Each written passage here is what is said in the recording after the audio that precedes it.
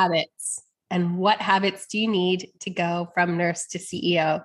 That is what we're going to talk about today on the new season of Raise the Anchor. Welcome to season 3 of Raise the Anchor with your host, Melissa Burbridge. This season, we are going to inspire, ignite, and create space for you to go after the change you want with invigorating interviews and some deep diving into my personal story. We hope you enjoy. Welcome back. Welcome to the 3rd season. We are so excited to be here. I probably am exuberating that through this. We have decided to go with a YouTube channel as people have asked to have more access to the podcast.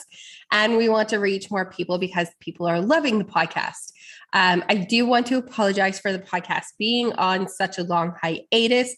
I was going through severe burnout, so I had to prioritize my own health before I could really work towards the mission I want to be doing. And that is helping as many women as I can avoid all of the mistakes I made going from nurse to CEO.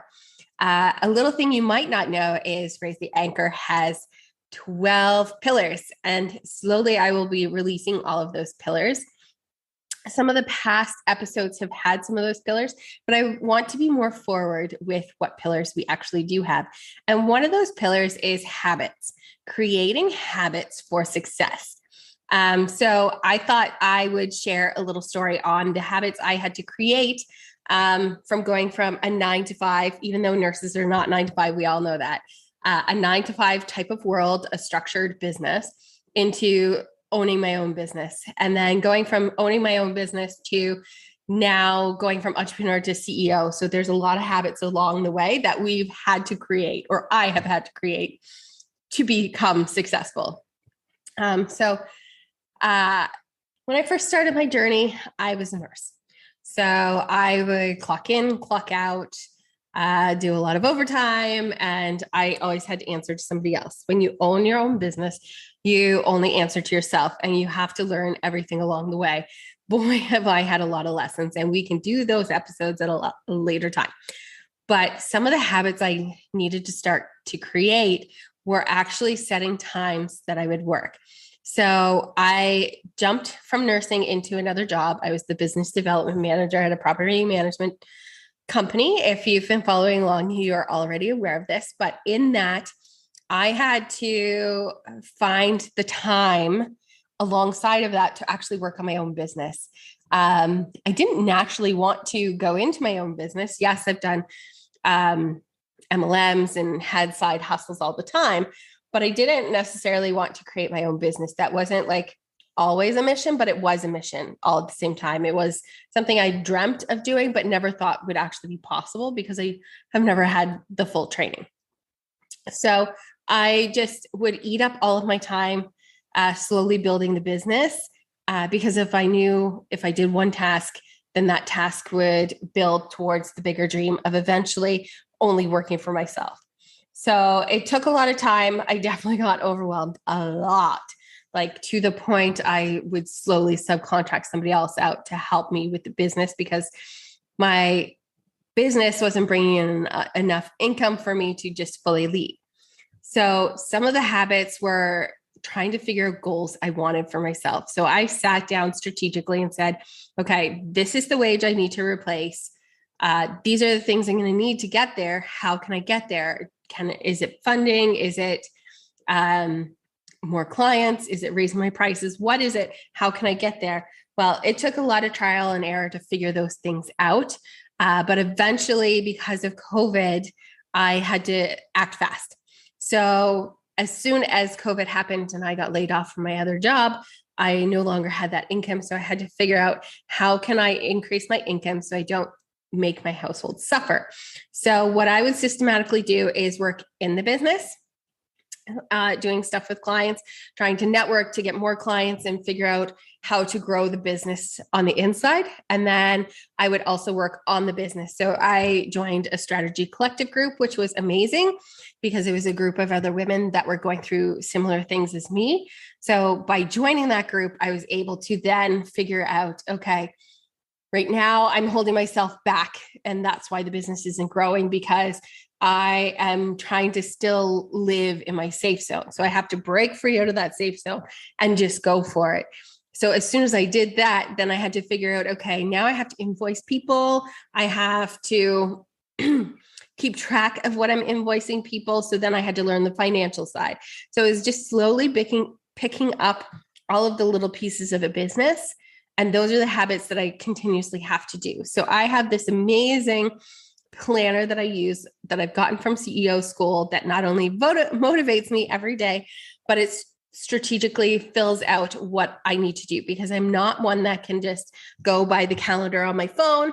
I need to systematically write it down. That's how I remember things. That's how I have to do things. Yes, it does eventually get into my phone.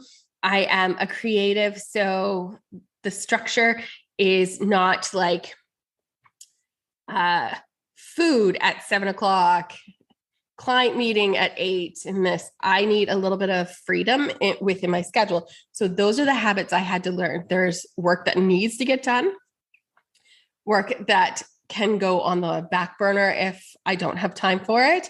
So you really have to focus on what systems work for you. So I've been told about a million different systems, and they just weren't the right fit. So as you build out these habits, you have to remind yourself all the time why you're doing those habits, because habits don't just happen.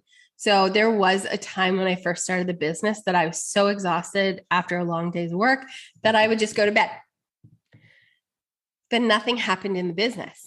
The business didn't grow. The clients weren't satisfied because I took a step back. I took a night off. Well, you can take nights off if you strategically plan ahead. So that's what I started to have to do. The habit I had to start creating was, okay, I'm going to work on my business on these nights, and then I'm going to take this night off as a non-negotiable.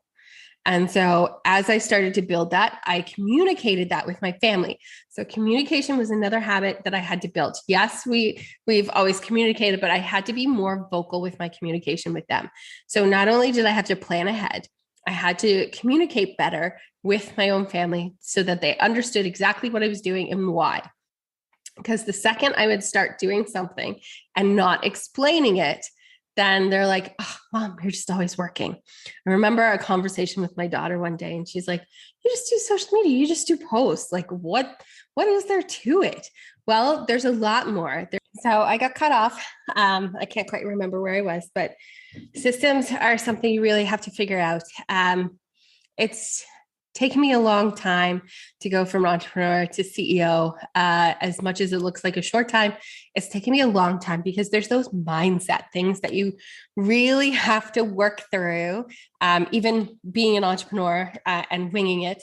And I'm telling you not to wing it. So if you're somebody who wants to be serious and grow, and you're a female, check out our group programs. We have 2 signature group programs. If you're a male, I'm not dissing you. I just know somebody else that can help you. So definitely reach out and I can put you in that direction. There's so much to becoming an entrepreneur that you don't understand. So building habits, building that frame of mind to keep those habits, because it is very easy to fall back into those habits that were comfortable for us. One habit is drinking your coffee in the morning. How easy would it be for you to get rid of that coffee in the morning if you knew your health depended on it? It's going to be hard. One, caffeine is an addiction, so there's usually a weaning period. 2, it's more than just the taste when you're having coffee. It's that feeling, it's that momentum that you can have. So you have to figure out the habits that are going to best suit you and figure out a way to keep them. For me, I would write it down. This is what I'm doing today. This is how I'm doing it. I don't like micromanaging as a creative. It's not something I can do, but I can write it down so that I understand it is what I'm doing. And then once I'm comfortable in it, I don't have to write it down anymore. One of the biggest shifts I've made in the new year after contracting COVID was not being a 5 a.m. person. So I am a 5 a.m. person. I still get up at 5 a.m., but for the first 2 hours, I don't do work anymore.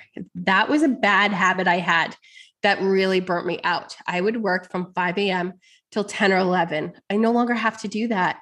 I have an employee, I have a VA. So there's a system in place. So you may feel like you need to do that, but you're going to get burnt out. You're actually going to have to take off more time than you want to do that. So be strategic in the things you do every day. So build those habits right off the get-go. Don't do what I did. Don't go here and go there and slowly figure things out. Really figure out what you want to do and get a support system right away. Yes, I had the Strategy Collective, but that was only a part of the business that they could help with. I really needed to find those mentors and learn more from them. So I'm a part of CEO School. Absolutely love it.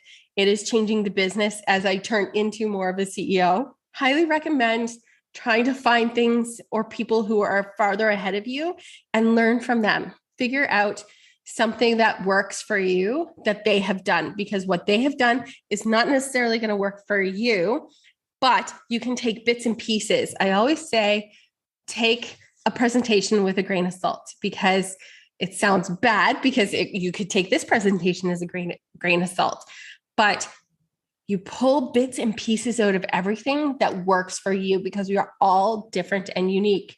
So just because it worked for me doesn't mean it's going to work for you. Another habit I created was to remind myself of why I was doing things, why I wanted things so bad. And I am the sticky queen. I would put stickies up everywhere. My family is so sick of stickies.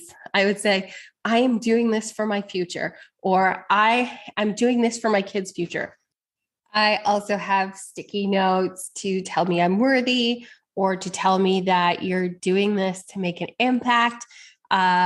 Just little notes to myself to remind me of why I'm doing this, why I work too much, way too much, but the rewards come back 10 times. I've been building a better relationship with my children. I have my beautiful dog that you can't see, but she's like always by my side. My husband and my relationship has gotten deeper, and I've created bigger dreams. So I'm always going for that next thing. It's no longer about money. So as I told you in the beginning, my habits were about fulfilling, replacing my income. Now it's more about the help and value I can give others. So there's those shifts that happen within your mindset. Even today, I can tell you I've had a huge boost shift in realizing everything that the burnout and the loss of a friendship happened last year, the toll it took on me, which really kind of stole a lot of things from me that I'm now getting back.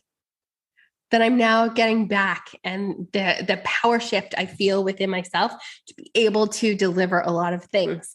So all of that happened last year, pushed back a lot of projects, and I almost felt defeated, and I felt like I couldn't do things, and I kept slowly working towards being able to do things. And then all of a sudden today, it was like, why the hell did I let that happen? Well, it happened because I was inexperienced. I learned from others, and that shift has finally happened, and I'm excited about it. And that's what I want to help other women avoid.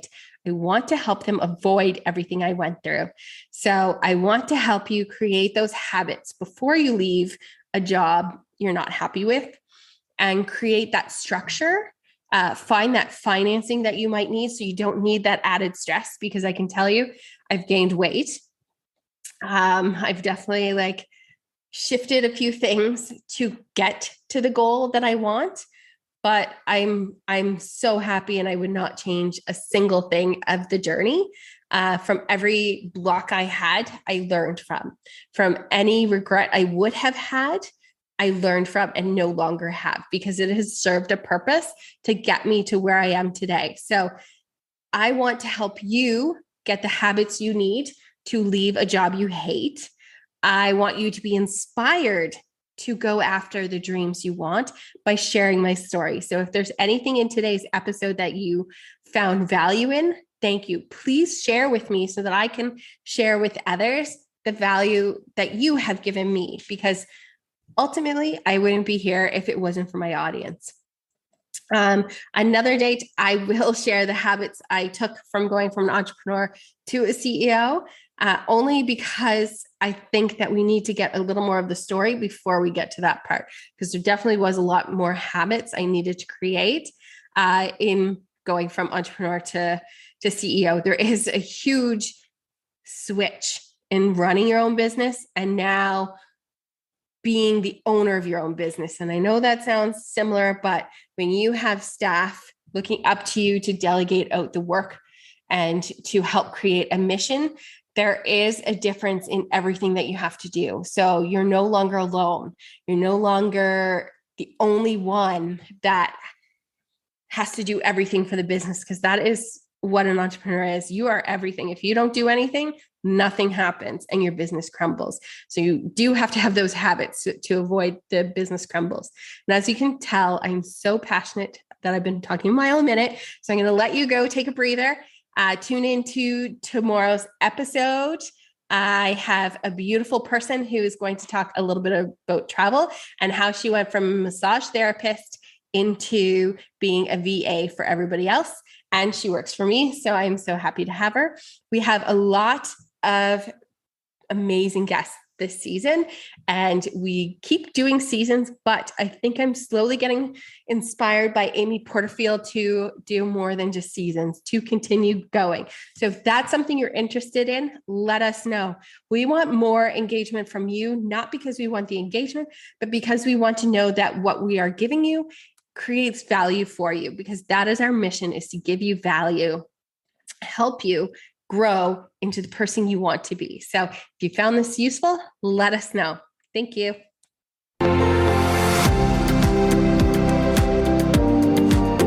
Thank you for listening to Raise the Anchor, brought to you by Alizé Creative Solutions. We hope you found that story very inspiring. We look forward to bringing you more each week. Subscribe to the podcast to stay in the loop. Don't forget to leave a 5-star review to spread the love even further. We hope you have smooth sailing.